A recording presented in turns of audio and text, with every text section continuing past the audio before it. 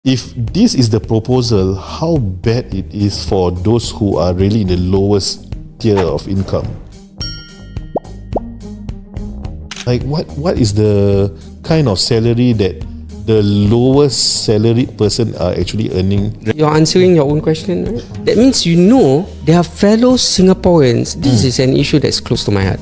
There are fellow Singaporeans earning below the minimum living wage of 2250, which was researched by NUS for one to survive in Singapore. How can we as a first world nation look at our fellow Singaporeans earning below the minimum living wage? PSP believes that every Singapore citizen is an asset to the country, and they deserve to live a dignified life. And dignified life is at 2250. That's the minimum we are saying. The base. We are not saying that that's a life of luxury. No.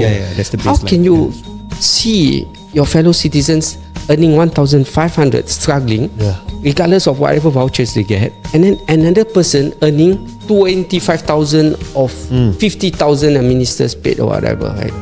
A year. The disparity is ridiculous. Doesn't make sense whether you're a citizen or whether you are the government. A government with care and compassion cannot justifiably agree to continue with this system. Cannot.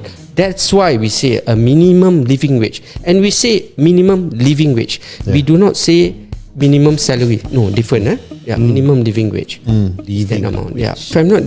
If I'm not wrong, that's for the worker, for the salaried worker, right? Yeah, I think so. Yeah.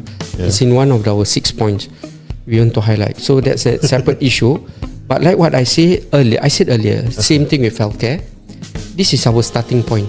As with 2 non-constituency MPs, we already have this starting point, minimum living wage 2250. It's going to be a process. It's going to progress because cost of living keeps on increasing, and the single biggest problem now we face, amongst the single biggest challenge that the Singaporeans now face, is cost of living issue escalating, right? That's the common theme, whichever neighborhood we go, save for the ultra rich.